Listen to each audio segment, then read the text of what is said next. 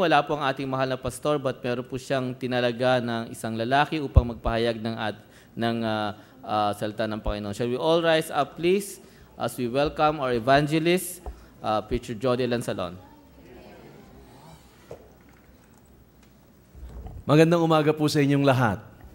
Upo muna sandali tayo.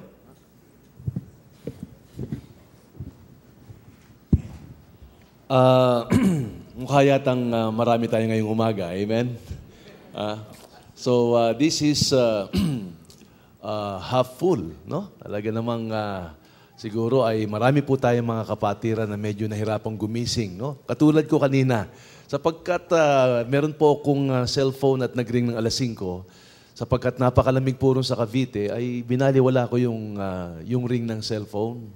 Kaya natulog uli ako. Akala ko kaya ko ng mga 10 minutes. Abay, paggising ko, 6:20 na. From Cavite, 6:20. Sabi ko, paano ito? Kaya hindi malaman siguro ng aking anak kung paano siya hahawak sapagkat nag-drive po ako ng less than 40 minutes at nandito ako na eksaktong 7:30 by the grace of God. Amen? At buhay pa. Okay?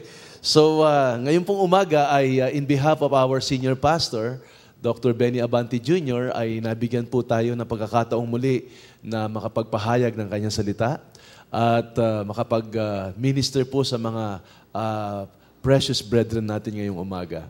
Nakakatuwa po makita ang presensya ng mga kapatiran. They chose to be in the house of the Lord to worship Him. At isa pong malaking pasasalamat sa Panginoon na kayo po ay makasama namin at makapiling ngayong umaga. Before anything else, we would like to recognize the presence of our first-time visitors. Maraming salamat po. I have some of my students here who got saved when they were in first year. At sila po ay mga varsity players na, magagaling na players yan. Siguro mga future basketteers to mga ito. Tumayo nga kayo, please, yung aking mga bisita ngayong umaga. Yes, we have these three. Give them a big hand, please. Thank you so much for coming. Sana ay piliin nyo na itong church na to, no, na dumalo kayo lagi. Thank you so much for coming. And also, we would like to recognize the presence of our faithful brother from Saudi Arabia. We'd like to recognize Dr. Neil Umingan and family. Tumayo nga po kayo. Dr. Neil, thank you so much for coming. And Rachel, yes, and their sons. Thank you so much. And also, we have some of our first-time visitors. Lahat po ng mga bisita namin, tumayo nga po kayo. Lahat na po tayo ng mga bisita. Go ahead. Lahat po. Okay, palakpakan po natin silang lahat. Okay, thank you so much for coming. Shall we stand together and turn to the book of 2 Corinthians, chapter 8 and verse 9. Ayan po ang ating text ngayong umaga at sana po'y makasumpong tayo ng pagpapala sa ating Panginoon. 2 Corinthians, chapter 8 and verse number 9.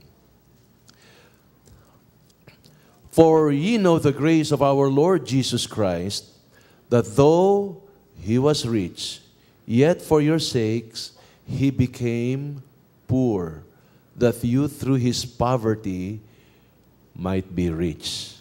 Tingnan niyo po dun sa screen.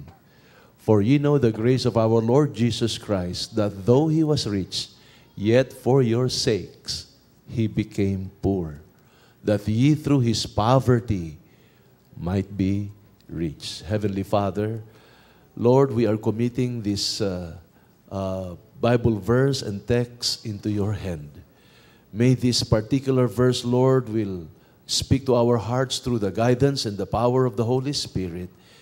And Lord, I pray that the name and the person and the character and the work of our great God and Savior, Jesus Christ of Nazareth, would be lifted up in our hearts and will cause us to love Him more and to be devoted to Him.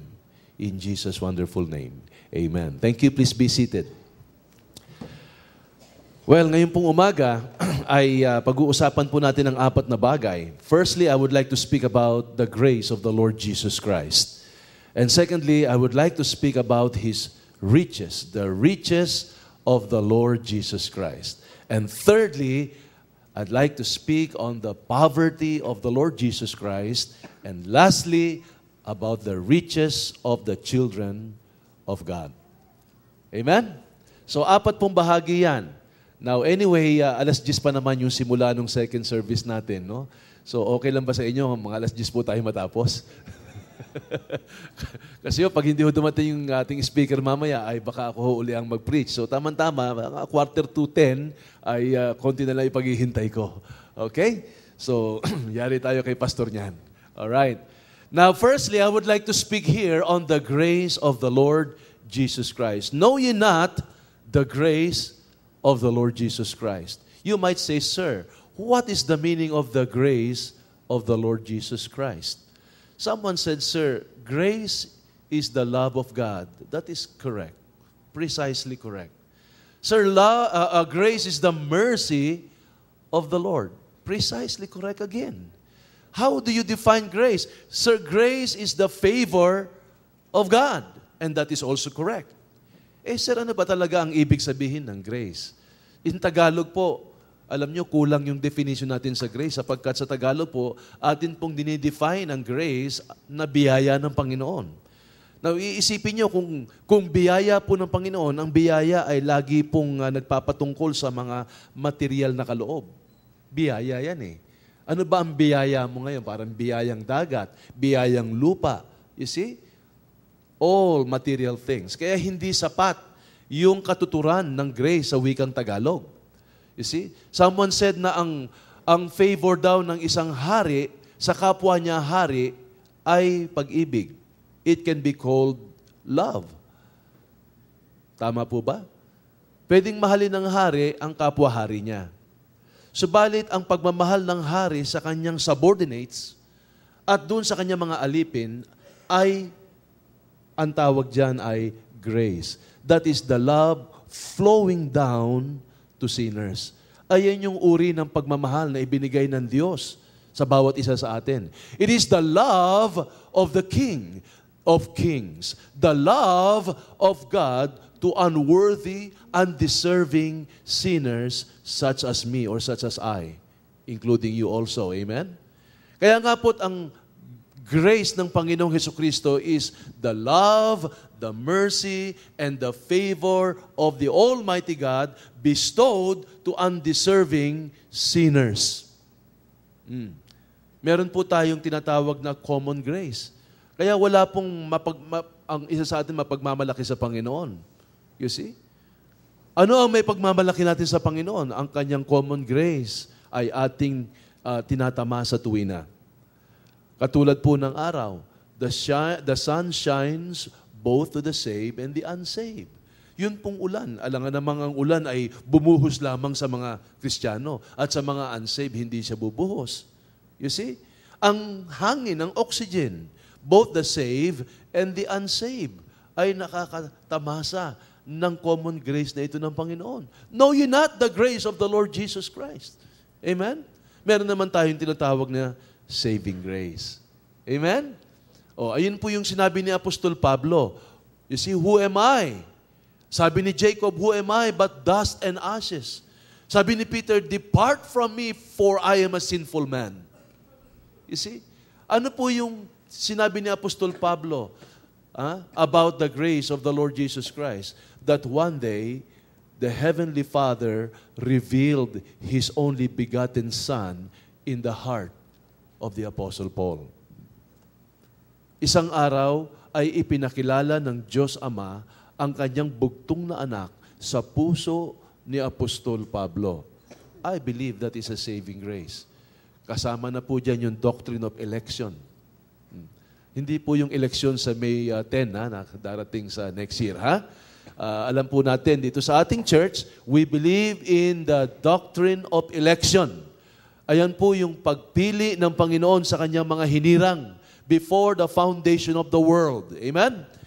We believe in that precious doctrine na bago lalangin ng Panginoon ang mundo, ang mga bituin, ang araw, bago lalangin ang mga anghel, tayo po ay nasa isipan na at sa puso ng ating Panginoon. At sa kanyang takdang panahon, tayo po iniligtas niya. Napakatamis na doktrina niyan, mga kapatid. It is the grace of the Lord. Can you imagine the Lord revealing His only begotten Son in our hearts? Sino ba tayo before? Kaya nga po si Apostol Pablo'y namangha sapagkat ipinakilala sa Kanya ng Diyos Ama sa pamamagitan ng kapangyarihan ng banal na Espiritu, ang Panginoong Hesukristo. Who am I but dust and ashes? Ayan po yung saving grace ng ating Panginoon. Hindi ba't before, sa ating mga members ng church na ito, anong uri ng buhay meron tayo before when we were not yet saved?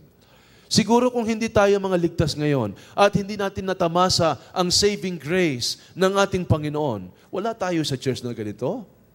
Siguro po'y linggo'y ginugugol natin sa panonood ng sine. O tayo nagtatampisaw pa sa kasalanan.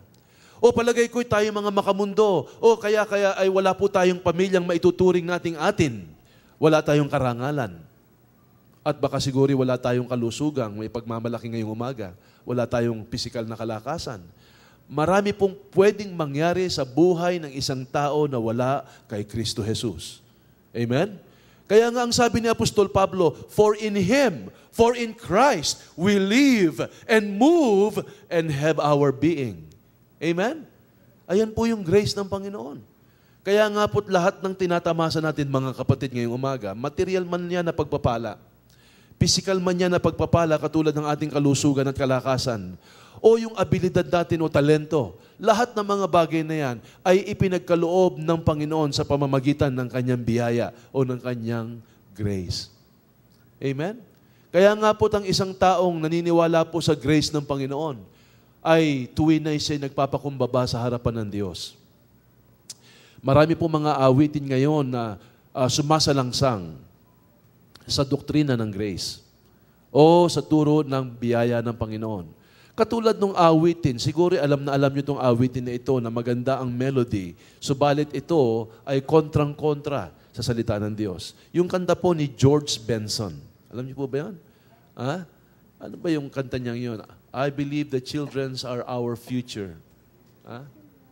What's the title of that song? The greatest love of all, that He can do all things by the power of His own hand. You see, the greatest love of all is to believe in yourself. Secular humanism. Di ba? Ano pa yung isang awitin na tuwing na kapag inaawit siya ay maraming namamatay? Yun po yung kanta ni Frank Sinatra. Di ba? Alam ninyo, yung awiting My Way. I did it all my way. Boom! Yun, nabaril siya. Patay. You see? Ewan ko ba, meron yatang jinx yung kantang yan. You see? Subalit bihirang-bihira kayong makarinig ng awitin na ngayon na kilalang-kilala sa buong mundo patungkol po sa Panginoon, maliban lamang kapag dumarating ang Christmas Day. In fact, kahit na po Christmas songs, ay hindi po talaga para sa Panginoon. Alin po ba ang mas popular sa mga radio station? Yun po bang We Are the Reason na kinanta ng isang ating mahusay na mga awit ngayon? Sabi ko nga kanina, kapag ka narinig si Mrs. Cristobal sa Amerika, maraming mga Amerikanong hahanga sa boses niyan. Bakit po? International ang boses niyan eh. Amen? Tayo medyo, yung ating tenga ay used na sa kanyang tinig. Pero pag narinig po yan ng mga foreigners, talaga namang hahanga sila. Kinanta niya yung We Are the Reason. Sino ang kumakanta niya sa atin dito? Sa radio stations? Wala. Ang maririnig niyo po ay awitin na patungkol po lagi saan? Sa love relationships, sa opposite sex. 95 to 99%. You're all I want for Christmas. Asan ang Panginoon doon, mga kapatid? Sabihin niyo nga sa akin, I'm dreaming of a white Christmas. Asan ang Panginoon? I saw mommy, kissing. Santa Claus. Asan ang Panginoon? Di ba? Isipin niyo mabuti, mga kapatid, kahit na yung Christmas songs, ay wala ang Panginoon. Yung awitin ng The Lightnings na pinasikat nung late 70s. Ewan ko kung maaalala ko pa yung lyrics nung awitin na yon. Pero wala ang Panginoon doon. Ang sabi ng lyrics, ang Disyembre ko ay malungkot. Pagkat miss kita. Ano bang pilit kong magsaya? Ewan ko. Miss kita. Kung Christmas. Kahit nasaan ako, papaling-paling ng tingin, walang tulad mo